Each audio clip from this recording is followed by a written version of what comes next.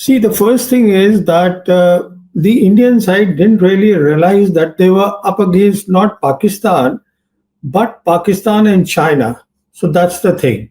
And as a consequence of that, I believe that the Indian response to the Pahalgam massacre was disproportionate. Now, this is very important. What this means is that they did the proxy war, we lost lives in Pahalgam. So, this is terrorism. Terrorism is what we call the sub conventional operations. And as a response, what we did is we went completely overboard and we did the conventional operations, and that too at the high end.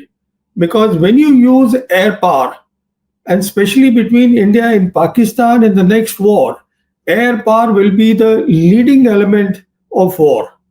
So the second point that I want to make is disproportionate is very important because to their terrorism, we responded with the high end of conventional war.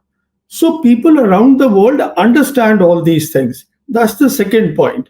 The third point is that there is no doubt about it that in the air war, as far as this combination was concerned of China and Pakistan in terms of weapon systems, their J-10 and the PL-15 missile, it did a very good job.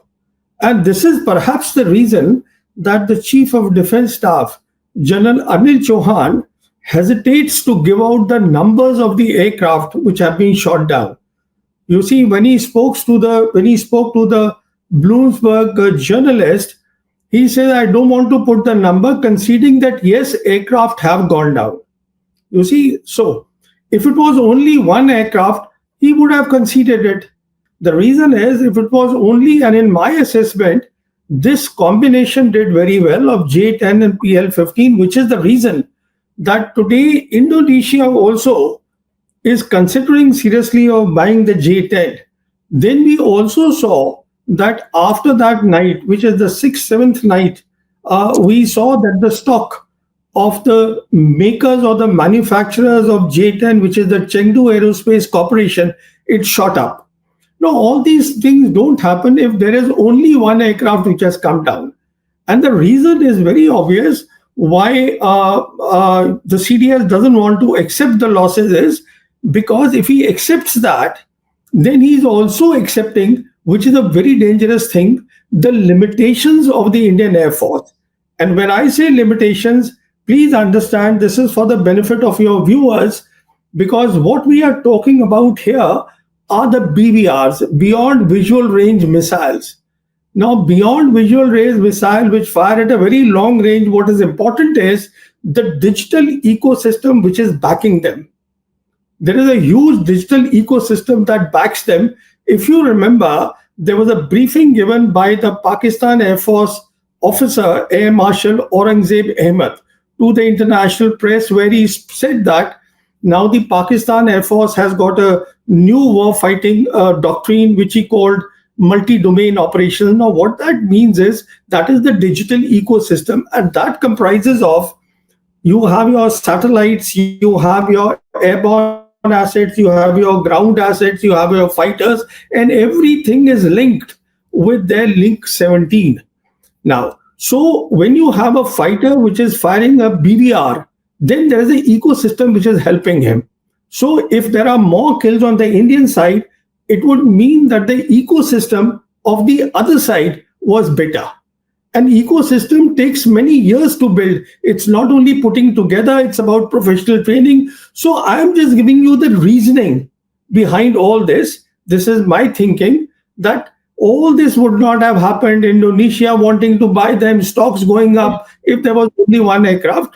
But as when the Bloomberg journalist asked the CDS that did 6 aircraft come down, he says, no, it is not that. So we accept the CDS point of view here, but certainly it was more than one. See, the point is that they had to accept something because this is the start point. Because as far as the Pakistan side was concerned, they gave the briefing within 48 hours to the international media. And after that, the entire international media knew what's going on. The Americans knew what is going on. Chinese knew what is going on. See, this is not the age of commercial satellites, what CDS said, that we'll have the commercial site. This is the age of real time intelligence by satellites, and the Chinese have those capabilities. So, what went down is known to everybody except our own people. So, at some stage, for the credibility of India, they had to accept something. So, he accepted that. Now, obviously, it's a narrative which is not helpful for the image of the government. But the point here is that the government should have, first of all, thought about it, that this disproportionate response, is it helping us? Now, this is important. On the one hand, it was disproportionate response, and on the other hand, if the political objective was to end the proxy war of Pakistan, I don't think that has been accomplished. If the military aim was to create a deterrence against the Pakistan military, it has not been accomplished. And the most important thing is, we earlier also used the air power, which was in 2019 Balakot air attacks. Then also the limitations of our Air Force were exposed. Now they are further exposed. So what are we getting out of it? Only the government knows that. What is going on is, in my assessment, that when the Prime Minister came to power in May of 2014, that is the time the Air Force chief was with the name of Air Chief Marshal Arup Raha.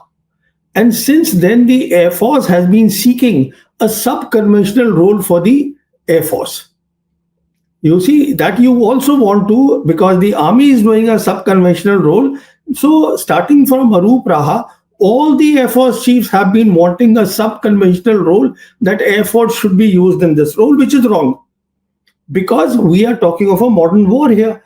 On the other hand, we did not understand a very simple thing, that right from 5th August 2019, when we revoked 370 and 35A from Jammu and Kashmir, Chinese leadership has been consistently saying at all the levels that we will support Pakistan's sovereignty and security.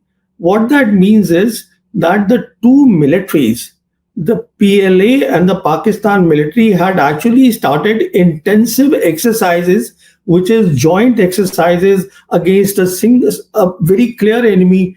So what is going on is that we did not understand all that. We wanted a role at the lower end. Now, all these things, when you want to fight a modern war, it is not about only weapon systems. It is also about optimizing the weapon system, that is called war concept. And it is also about years of training. It doesn't happen in a jiffy that today you say, okay, I'm buying Rafales, so I become powerful. No, you don't. It is not only Rafales, how do you use the Rafales? How do you use the Rafales with the other systems? And what sort of training you have done? What sort of understanding you have of electronic warfare? You see, these things are important. We saw in Balakot very clearly that the Pakistan Air Force displayed better electronic warfare capabilities. So we should have understood that in a modern war, electronic warfare is very important. Because if you can jam the enemy's communication, there is trouble. How do you do the operation if the communication are jammed? I mean, we faced it in 2019, which is why our pilot, our squadron leader, he was made prisoner of war. So we should have learned that lesson. Instead, the Indian Air Force leadership is saying that we should have a role in counter-terror operations, sub-conventional operations. And see, on top of that, you listen to the present Air Force chief. I actually sympathize with him, Air Chief Marshal AP Singh. He said openly that, look, the DRDO and the HAL, they have not met any of the timelines. Now, on the one hand, you want to do Atmanirbharta at a time when there is a big crisis at hand. He was expressing his helplessness at his reduced combat capabilities, his squadrons. You see, even if the private players come, nothing will happen, in a day or 2 days. It takes time. All right. He has a problem. His problem was very simple. He understands that Pakistan Air Force is strengthening. He understands that perhaps even the Chinese will come and help the Pakistanis, though we saw in this operation that they actually came whole hog. The Chinese have come whole hog in support of Pakistan. So that was the eye opener for us. I don't know how many eyes have opened here. after seeing that. So the point the air chief was making is that my strength, combat strength, whatever my authorized strength was, about 42.5 squadrons, it has come down drastically. He was simply stating a fact. What do I do if you guys can't give me the indigenous stuff? Something needs to be done, and that is the appeal that he was making. After seeing this operation, it is time for our security planners and our defense services to start worrying. I am not talking about the political leadership, whether they want to celebrate, don't want to celebrate. That's a different subject altogether, because you can always build a narrative. You see, building a narrative is not the great thing. I mean, it's not a difficult thing. You can always build a narrative for the people who are willing to hear, in any case, who are willing to believe you. But the key thing is that the security planners, there are far too many lessons, far too many limitations. There is no doubt about it that at this stage, it will be very difficult, rather impossible is the word I would like to use, that in a modern war, if let's say there is a war, God forbid, in let's say 12 months' time, then there is no way you can take on the combine of China and Pakistan, even if China is not showing the hand. China, please understand, today is at the cutting edge of modern warfare. How do you take on these two? And all that became very clear. And then on top of that, the government has created, the Prime Minister himself has created a new normal. And a new normal is extremely dangerous because it has brought the threshold of war dangerously low. And on top of that, we have fired missiles, both sides have fired missiles. That means the traditional battlefield, where things were that this is the front line, this is the depth, it has all evaporated. There is nothing called a front line any longer. When this new normal is so dangerous, you have to understand what the next war will be like. So, from my perspective, I would imagine that our security planners, our defense services should be extremely worried. They should be having sleepless nights. What is going on? See, first of all, what the foreign minister said, there are different interpretations now they are giving. I won't worry about that. As I said, my key worry is, why did you do a disproportionate response and expose the limitations of your Air Force, which is the lead force in the next war? That is one worry. Second is the point that you raised. You see, it will not happen even if today we get the Rafales, which is not happening. We get the Sukhois. There is a lot of issue of integration. There is a lot of issue of standardization, because you need all that for a viable digital ecosystem to back the aircraft, the 4.5 generation, and now the Pakistanis are buying the 5th generation aircraft, the J-35s, and a better missile, which is PL-17s. They use PL-15 now. They are getting PL-17, which has a range of 400 kilometers. So I would worry, if I was in their place, the defense chiefs, that what would I worry about? That all this needs time. So what is to be done? What needs to be done is, we need to first have peace in the region. We need to create a security architecture in the region and have Pakistan and China inside the tent. That will give us time then to focus on our development. We have poor people in our country, and focus on the deterrence building. All these things, this is all talks that I buy the Rafales, I can take on Pakistan. No, because Pakistan and China have been training since 2019 very hard. So how do you, bridge that gap? You need years of training yourself. So, these are not easy things. And the real situation, this operation it's shown us very clearly. It is up to us. We want to see it, or we don't want to see it. You can ignore it. No, see, aerial superiority is one thing. In the next war, you have so many other things also. Aerial superiority, you have very good air defense systems. You have, there are a lot of issues involved here. So China today, as I said, is at the cutting edge of modern war. China has given a commitment to Pakistan. China will walk the talk. China's credibility has gone up amongst the globe, amongst the global South nations, because of this operation, at a time when all the big powers, their credibilities are going down.